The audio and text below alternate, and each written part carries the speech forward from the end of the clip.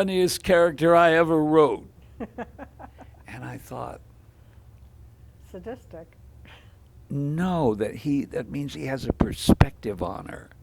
He's not afraid. I mean, her situation is literally tragic, Right. and but he also portrays that her attempts to deal with, you say, the circumstances that are closing in on her are so incredibly inappropriate that it's actually funny some of the time.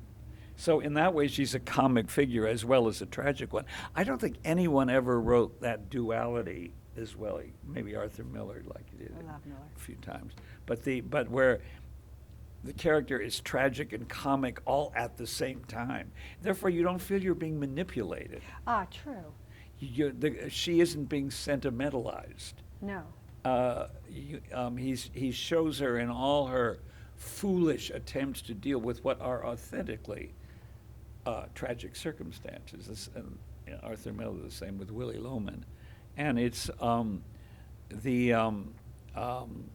so. But when he said that, I suddenly had that flash. I thought, he's right. In a way, she is the funniest character. I mean, her pretensions and her manipulations, which get her nowhere, and yet at the same time, she has a dignity and a kindness, and all of that.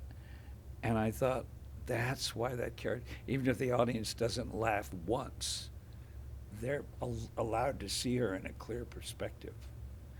My friend David Kaplan is going to love this interview. Oh, yeah. He runs the Tennessee Williams Festival. I know he does. I know him, yeah. And so all of that's in the class Menagerie. Tennessee has a sense of humor about these people, as well as a very painful empathy with them. And when I say these people, I mean all the characters. And they always say comedy is born from tragedy. Exactly. And So- he's almost the best example of that in playwriting, I think. Now, you also teach acting, so let's talk a little bit about HB that. Studio, yeah. How does somebody get into your class now? That they audition for HB Studio, and if they get passed by HB Studio, then they're in my class. And then there are people. I used to put a time limit when I studied with Uta Hagen. She would often put a time limit on how long someone could study with her, and I tried to do that for a while. But then I thought, no, if somebody wants to just keep coming, they could keep coming.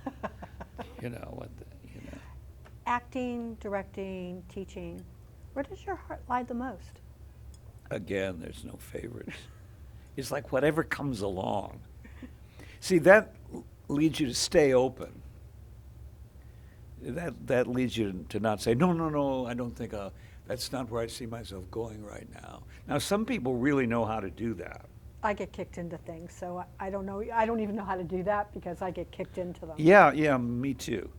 And therefore, I get myself in. And also, I found that sometimes things that somehow I get talked into that I really start to dread, and I say, why did I?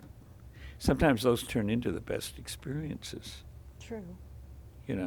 So again, it's all that root.